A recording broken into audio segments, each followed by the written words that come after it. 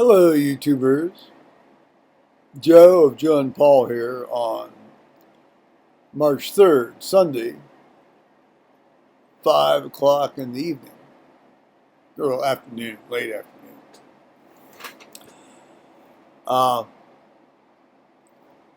those of you who have been following the saga of this Easter Vigil conundrum, uh, it will suffice to say that the rector and I have had uh,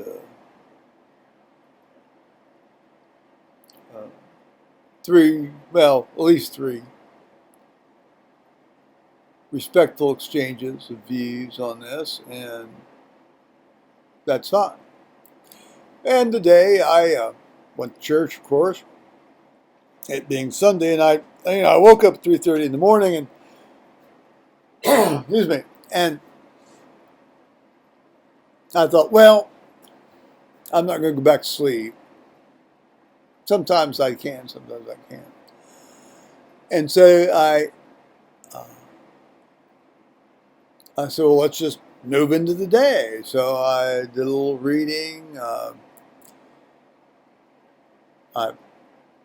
went out and made some tea in the kitchen, although I tried not to keep the light. Yeah, I didn't have the lights on. I don't want to wake Paul up because he generally gets up around 5:20, 5:30.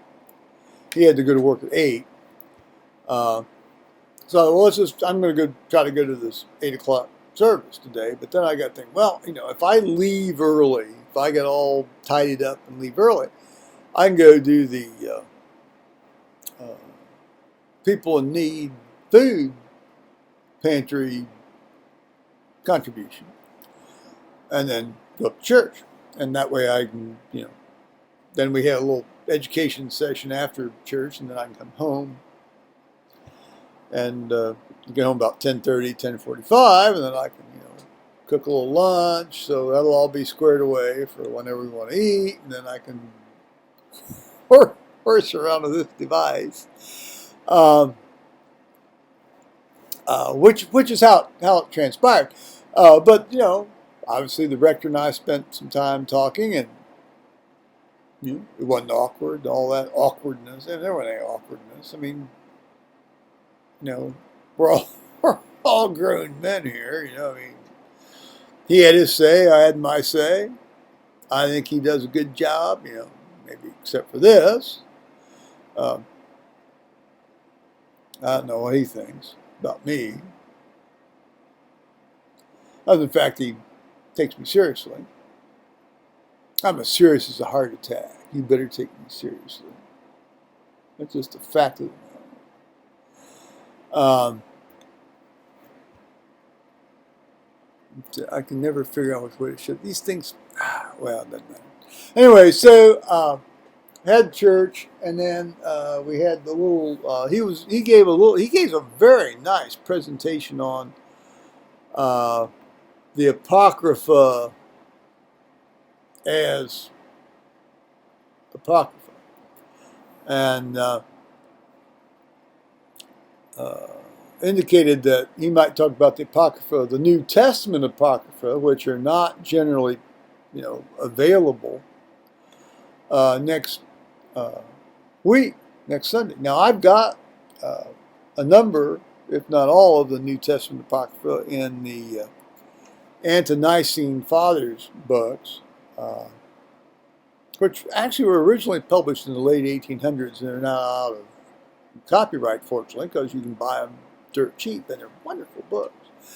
But there's about maybe 18. There's a number of these little, by books. I mean, they're like 3-4 pages, and that's where a lot of the traditional, the tradition of the Catholic, small c, Catholic Church came from, in terms of the Assumption of Mary and how John died, and then you have some of the more odder stories, like the Gospel of Peter, in which you have this large walking, talking cross. It's almost like a cartoon.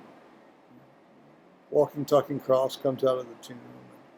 I mean, so there's some of these are somewhat plausible, some of these are not. The Epistle of Barnabas, I think, is probably the most plausible of the group that's at least published in that uh,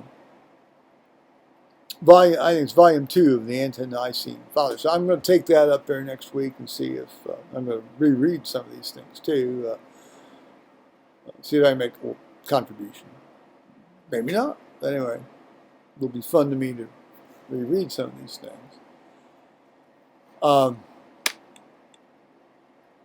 So then I basically went home. I didn't stay. They were having some sort of special choir stuff there, and I generally like the music. I mean, I generally like the musical programs that our new choir director has. I can't say I like his choice of service music for the most part, but you know, he's magnificent. Well, so was our previous choir director and organist.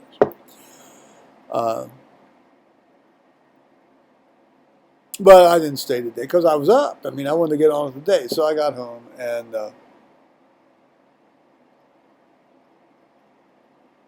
on the way up, I may have mentioned I went to Walmart and bought the food for the people in need thing. So pork and beans, various kinds of pork and beans. That was $30. That's fine. That's good. I mean, that's what I try to do. I try to do like there's 30 and 35 each month. So at the end of the year, it's around, well, mid 400s. That way, then I would fill out the special form for the IRS. You know, for anything over 500 on the in-kind, you know, objects that you give. Another example of our government helping us.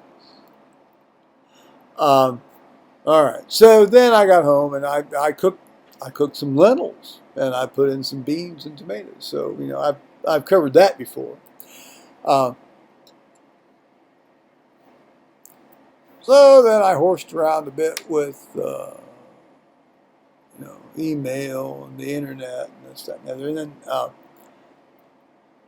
I thought, well, let's call the ex-wife. You know, call the ex-wife. I hadn't talked to her apparently for quite a while. 10 days, 9 days, somewhere in there.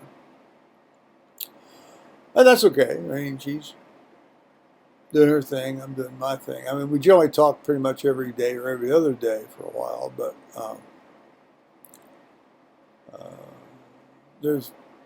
I may have also, well, I know I've gone into this and other things, you know, sort of the salmon effect. So not wishing to feel like a salmon, I thought, well, let's just see. Well, you know, it started out fairly reasonable, and then I thought toward the, well, after a while, I said, well, do you want to know about this Easter Vigil conundrum? And, oh, yes. That's unfair. I shouldn't say that. She said, oh, yes. Okay. I said, now you're going to have to listen to some stuff that, you know, so-and-so says and I say. And, you know, it's an extended stuff. Okay, that's fine. No, I'm sorry. Okay, that's fine. Well, I go through the initial exchanges, which I have detailed in the previous 2 videos. And I got to the point where I actually then wrote my letter of March 2nd to the rector. And March 2nd to the rector. And when I started reading my response, she says, and here I will use this voice. Oh, I just can't. Oh, I just can't listen to this anymore. Oh, I just can't listen to this anymore. Like what? You know, what? You know, what? You know, was something horrible besetting you? Oh, like, well, no, I can't even say like the truth because I didn't even have time to speak the truth. Anyway, so I said the F word with the direct object of you and hung up. which I don't do too often. I don't like to do. On the other hand, I mean, come on,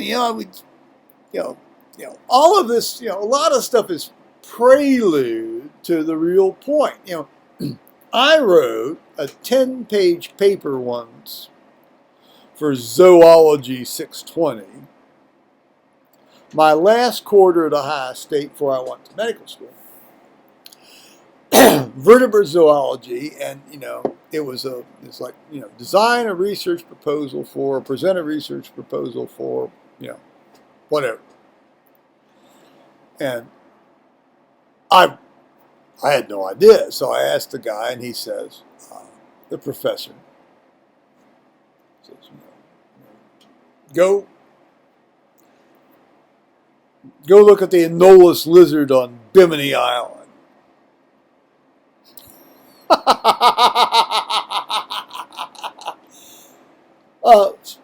Which I then did, and it turns out there's an extensive but manageable. Well, at that time, I don't know what there is now. I know maybe my proposal has generated just huge amounts of interest in the lizards on the Anolis lizard on Bimini Island. So there was a manageable literature on the Anolis lizard on Bimini Island. So I spent, instead of spending my time spring quarter of 1971 on the Oval, sunning myself, eyeballing all the cute guys and so forth, I at least out there you can read Hegel or something, but if you got to read about the Anolis lizard on Bimini Islands, you got to be in B&Z, Botany and Zoology Building Library. So I went over to B&Z, and of course, I could have photocopied all these abstracts and things, and taken them back to the dorm and worked on them, but we were poor guys, and I couldn't justify spending a dime a page, so I hand copied out the abstracts. So I essentially spent my entire spring quarter, copying out abstracts about the Anolis lizard on Bimini Island, and so then it comes time, you got to write this paper. You got to, it's like, I don't know, like 50% of the grade or some nonsense. My Lord, this was just, well, it turns out it was a horrible course to take, but the insights I got from the course, as I watch and hear about various biological and vertebrate population matters, since then, I now have a great deal of insight into that, and so I appreciate that. On the other hand, I didn't particularly like being made to take this course. Now, having said that, so I'm thinking to myself, well, how do I? I've got all the background. What do I do? What do I do? What sort of what sort of proposal do I make? And so, as it often happens when one sleeps on something overnight. Well, this overnight. I mean, the prelude took days. Okay. So I had written the introduction, and the introduction was basically a summary of the abstracts of the available literature on the Anolis lizard on Bimini Island.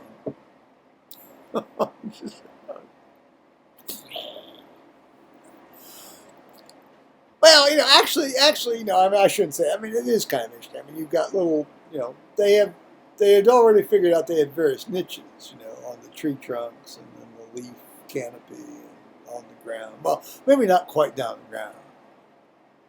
No, some of them on the ground. The more adventurous ones, perhaps the ones where evolutionary selection was being more forceful in terms of making them differentiate. And well. That's why I say now, but I didn't say that then. Well, I didn't say it right then before I went to sleep. But when I woke up from my, it was very much like a biblical moment in Genesis. And a deep sleep fell upon somebody. Yeah, Dustin so happy. Uh, you know, in his sleep, he saw the angels going up and down the way. Well, it wasn't quite like that for me, but when I woke up, my mind was filled with such outstanding crap,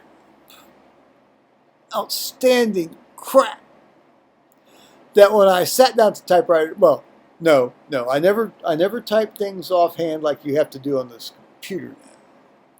But the BS just flowed forth like the psalm says, let the waters roll like thunder or something. Anyway, it's not anyway, but the BS flowed like thunder, I can assure you. And and I was using words like mathematical model, such that we can assume, perhaps we can postulate that. It's always good to have like a that at the end of a clause. So I was at my wit's end. I thought, well, I've already been accepted in medical school. They're not going to keep me out of medical school even if I flunk this course. They're not going to keep me out of medical. But I wasn't trying to flunk it.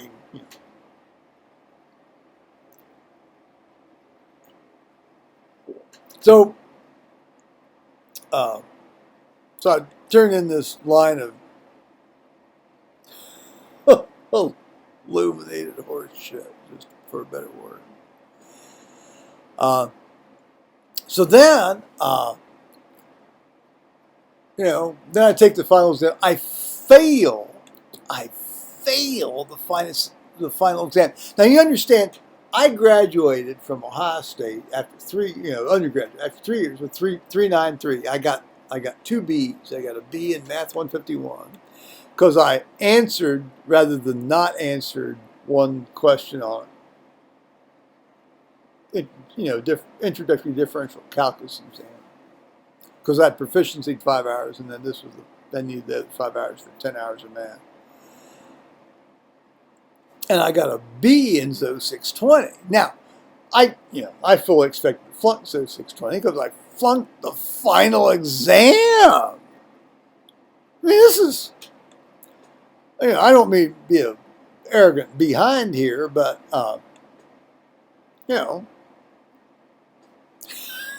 this just didn't happen to me. Now I'm not saying that was a bit unfair grade. I expected I'd get a C- on the exam. That's what I thought. I thought by that time I'd actually kind of started to figure out what things were about. Anyway, so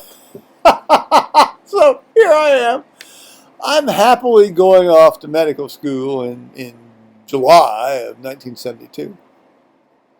And I have no idea how this guy got my phone number, because I had moved twice by this time.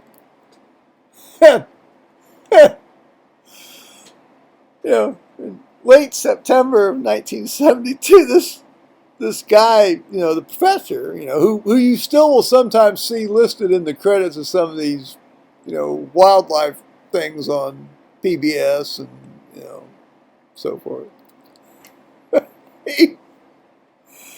He phoned me. I'm thinking, oh my Lord, what do you think I've done? Does he think I've plagiarized this stuff? What? Oh, what?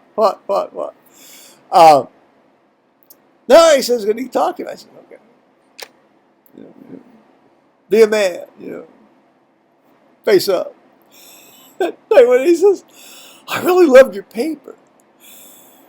Oh, good.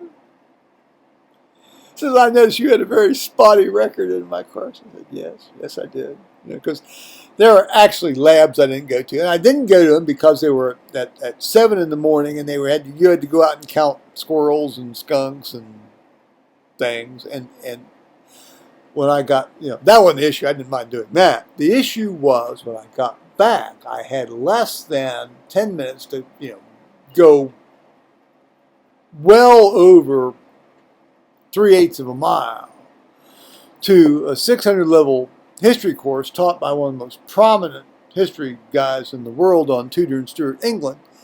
And I had the utmost respect for this man and his subject matter. I was a history major. And there was no way I was going to be late, ideally once, although I think that happened once, maybe twice, and that was the problem, and that's what caused the following solution in my head to his course. I wasn't going to come traipsing in down the long ramp of Hitchcock Hall to appear late to this man's lectures. I just wasn't going to do that. So what I do is I just decided I wouldn't go last 3 of the 10 zoology 620 labs. Well, I guess I was burning a bridge. Turned out I hadn't burned a bridge, because this fellow says, well, you had a little spotty record in my course. Well, yes, I did.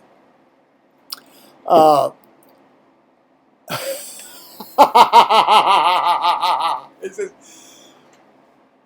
I would like your permission to use this paper as a kind of a prototype or paradigm for the rest of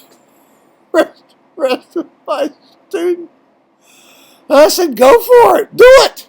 You're more than welcome. And I didn't tell him about how, suddenly when I woke up, I was inspired by this incredible wave of bullshit that came into my skull. I sat down and this. Well, actually, I wrote it out, and then I. It's just, I'll tell you, God looks after fools and children, and He has sure looked after me on some of this stuff. Well, that's all a long way around Robin Hood's barn to talk about my ex-wife basically blowing me off about this Easter Vigil nonsense.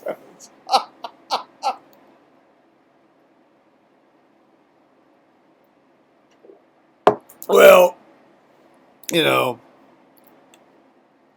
what will be will be. It's see, I don't have a, how shall we say, I don't view, I don't sign into the idea that I personally need to interact with an organized church, capital, small C church, organized church, to be a part of the large C church,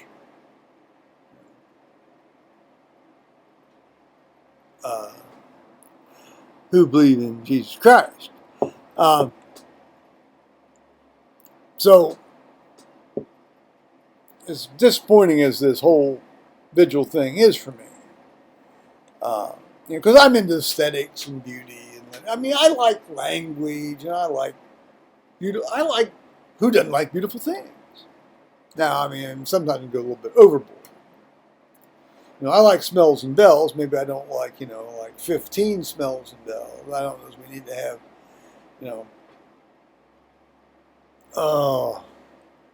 these kids. Well, God, they try. Well, I assume they try. Now, that's more style than aesthetics. But there's ways you can do things that are wonderful, and there's ways you can do things that are not. Well, all right. But suffice to say that there's been, it's not even a matter to agree to disagree. It's just respect. Respect. I'm going to have to reread some of these New Testament Apocrypha. They're great stories. Well, and some of them might actually be true. I mean, now, I'm not saying that's about the canon, though. You understand? Because the canon is true. The rector made a very good point today about scripture in general, and I have to admit that I hadn't been thinking quite as critically about this, recently as I might have been doing. Scripture contains everything sufficient to salvation, but not everything in it is necessary for salvation.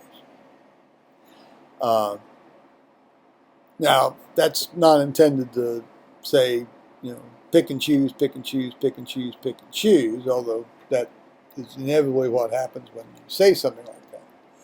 But it's the idea of what is the necessary, what is the sufficient condition and what is the necessary condition, when you're dealing with a proposition. So, yes, it contains everything that's sufficient, but not everything that's, but not everything in it is necessary. It's kind of like it's a negative thing. It's like, not everything in it is necessary, but it does, but what is sufficient is contained therein. That's an interesting way to work at it. Now, Paul's just coming home. Paul, you want to scamper in here? I'm about ready to sign off here on this video. You can say hello to the folks on YouTube there. He just got home from work. Now, while we wait for Paul to show up, I have been, or had been earlier, interacting with my buddy Mike, and he was trying to direct me to some sort of Wall Street Journal article today, and he couldn't find it, and then I was trying to find it, and I couldn't find it, and then he got annoyed, and then he had to do something else with his daughter, and so there it is. Now here's Paul. Paul's back. See, Paul's back. Here's Paul. See, there's Paul. Hey, Paul. How was your day? Fine. I'm running. So there it is. Get all the guests used up all the towels during the night, so the housekeepers had none. It's clean with this morning. What do you think all those teenage guys are doing out there with those towels? Well, I'm going to sign off on that. Perhaps we'll be back a little later on. All righty.